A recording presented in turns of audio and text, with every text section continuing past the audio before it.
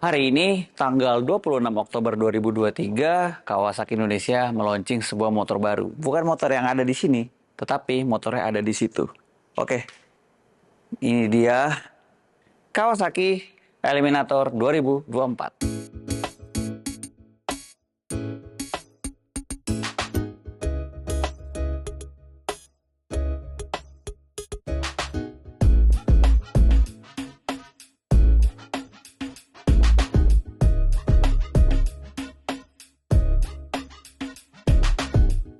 Nah, jadi ini dia guys, motor terbarunya dari Kawasaki yang baru saja di launching oleh Kawasaki Indonesia. Gayanya Kawasaki banget ya, tidak ketebak gitu. Tahu-tahu muncul tipe ini, tahu-tahu muncul tipe itu.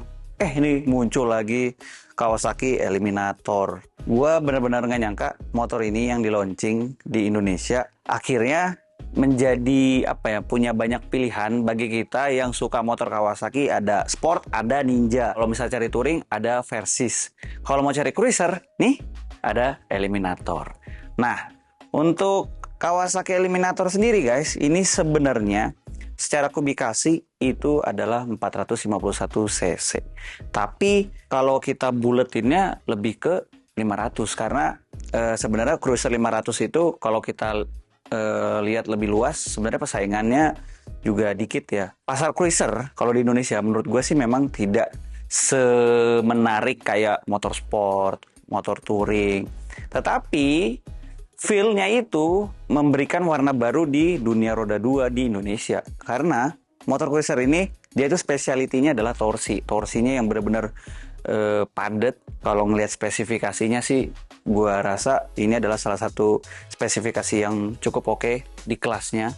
Jadi dia bisa menghasilkan output power sebesar 52 horsepower dan torsinya nyentuh di 46,2 Nm. Dan yang lebih gokilnya lagi, biasanya tuh motor cruiser tuh berat-berat guys. Kayak mungkin nyentuh lah 200 kilo secara berat kering kayak gitu. Nah ini enggak. Ini berat keringnya untuk yang tipe yang ada di depan gua. Karena nanti ada Kawasaki Eliminator ada dua tipe yang nanti akan gue jelasin di menit yang akan datang. Dan untuk yang tipe ini, itu cuma beratnya 176 kg. Buset, udah kayak motor sport sih sebenarnya ya. Karena nih, gua gini tuh kayak enteng. Layaknya motor cruiser, dia itu punya seat height yang cukup rendah nih. Jadi gue benar-benar napak sempurna. Untuk yang tinggi pas-pasan kayak gua gitu kan, dengan tinggi badan 170 cm, gue napak kaki kanan kiri. Terus juga secara ergonomi tipikal cruiser banget. Jadi dibikin relax, dibikin kayak nyaman lah.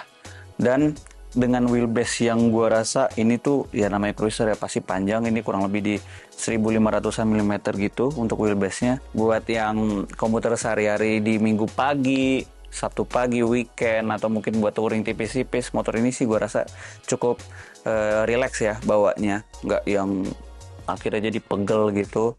Terus juga dia punya tangki, ini steel tank 13 liter, cukup lah. Tebakan gue mungkin range 350 sampai 400 kilo ya gimana tangan sih sebenarnya, tapi cukup lah untuk kelasnya 13 liter karena secara dimensi, secara desain gagah sih ya kan.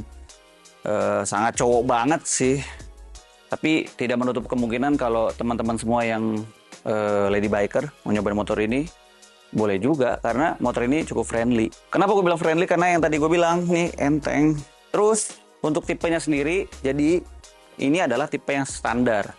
Tapi ada lagi satu tipe yang di atasnya standar, yaitu yang tipe SE. Ya tipikal penamaan motor Kawasaki ya, ada standar, ada SE. Untuk yang tipe standar ini, dia sebenarnya kalau dari segi apa yang dia punya, dashboard, stang kanan, stang kiri, cukup basic.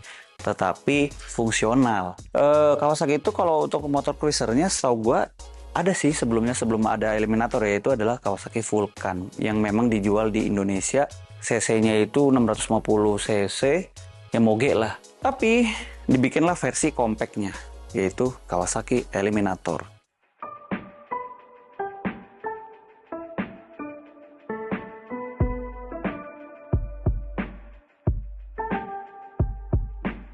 Bicara soal perbedaan antara tipe yang standar sama tipe yang SE, itu ternyata perbedaannya tidak begitu banyak. Tapi perbedaan inilah yang bikin akhirnya motor yang Eliminator SE itu terlihat lebih garang ketimbang yang standar. Apa itu perbedaannya? Oke, kita mulai dari ini sih yang paling kelihatan ya. Kalau langsung ngelihat secara kasat mata itu adalah bagian batok lampunya guys. Jadi untuk yang tipe SE dia udah ada ini nih kayak cover headlampnya. Jadi kayak ala-ala cafe racer gitu. Cuman kan diterapinnya di motor cruisernya Eliminator ini. Jadi dia ada semacam cover body buat si headlampnya satu, terus kedua untuk area suspensi dia ada cover ininya nih. Walaupun suspensinya sama-sama teleskopik tapi dengan cover begini ya jadi kelihatannya lebih padat gitu loh. Dan perbedaan selanjutnya itu ada di sini nih guys, area hitungannya apa ya, stang kanan ya. Jadi untuk yang tipe SE itu akan mendapatkan sebuah port charging. Dan port chargingnya ini adalah USB-C.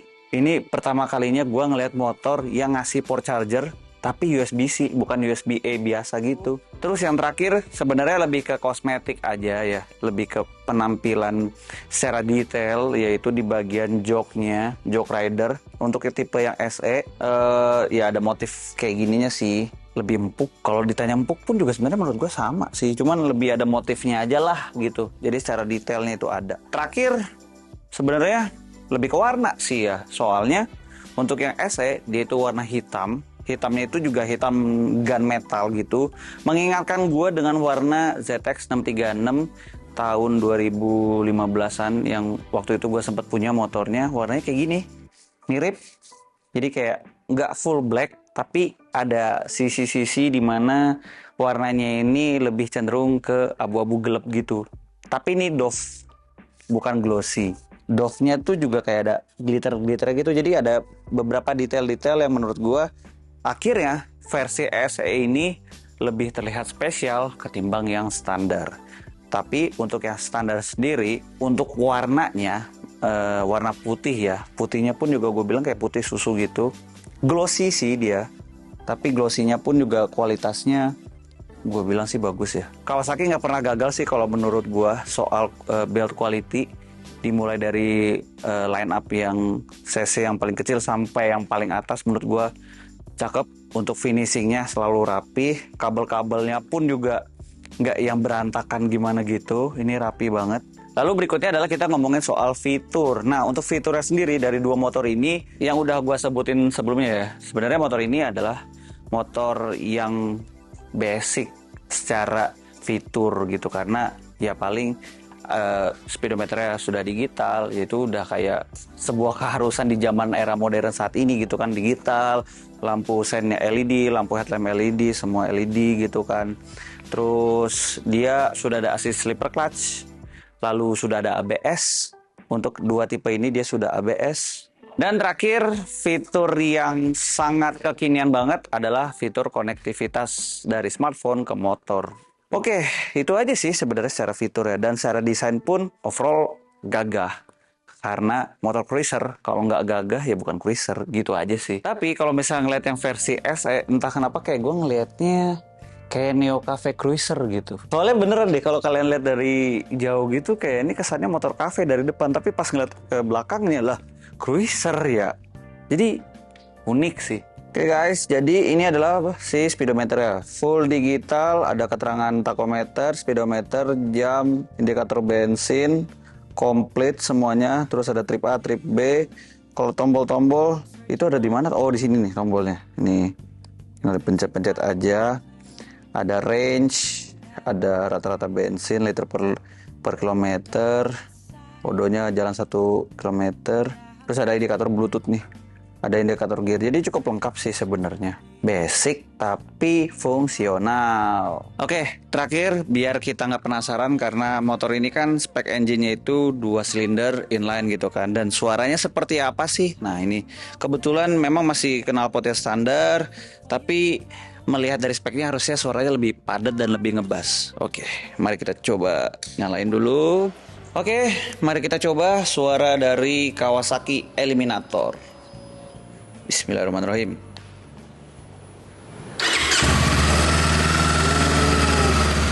halus, ngebasnya ada, kayak ada siulan. Iya, iya.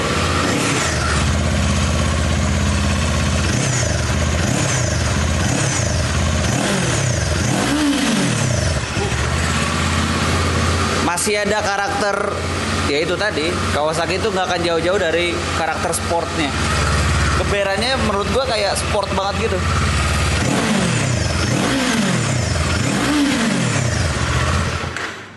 Iya kan? Kayak raungan mesin engine sport nih. Tapi ini cruiser, jadi ya. Gimana guys, menurut kalian suaranya? Ini kalau pakai knalpot aftermarket, lebih keluar lagi nih karakternya. Jadi seperti itu aja ya ulasan gua soal first impression ketika memang langsung melihat motor Kawasaki Eliminator ini. Dan terakhir, ada satu topik yang belum gua bahas, yaitu mengenai soal harga. Nah, karena memang motor ini itu kubikasinya di atas 249 cc, otomatis motor ini kena pajak barang mewah ya. Itulah. Jadi harganya sudah pasti di atas 100 juta. Cuman menurut gua dengan spek yang dia punya, dengan segmen yang dia punya, dan dengan karakter yang dia punya, gue rasa ini worth it aja. Kenapa? Karena di level yang sama, itu bisa jadi lebih mahal daripada motor ini gitu. Harganya sendiri, jadi kan Kawasaki Eliminator ada dua ya, ada yang standar sama yang SE. Oh ya, bicara standar, motor ini nggak punya standar tengah guys. Jadi dia cuma standar samping doang. Apakah itu sebuah minus? Apa tidak? Tulis di kolom komentar di bawah. Tapi setahu gue, motor cruiser itu nggak ada yang pakai standar tengah gitu. Jadi normal sih. Jadi untuk yang tipe standar, bukan tipe yang ini ya. Jadi kalau yang tipe standar itu adalah yang warna putih dan cuma warna putih. 165.900.000 on road Jakarta. Menurut kalian gimana tuh? Udah dengar harga yang segitu tuh? Worth it kan? Lalu yang berikutnya, yang tipe yang gua naikin ini yang paling keren sih. Warnanya sih yang bikin akhirnya menjadi spesial. Sekali lagi ya, warnanya. Karena ini kayak bukan warna hitam, melainkan kayak kombinasi warna hitam, doff, dan gunmetal gitu warnanya. Nah ini harganya itu 169.500.000. 169.500.000 on road Jakarta. Bedanya kurang lebih 3 jutaan ya. Enggak, ngawur, 4 juta, 5 lah. Segitulah. Gimana menurut kalian guys? Worth it gak dibeli? Atau kalian punya opini sendiri? Jangan lupa untuk tulis di kolom komentar di bawah. So kalau begitu, terima kasih sudah nonton. I'll see you in the next video. Bye-bye. Peace.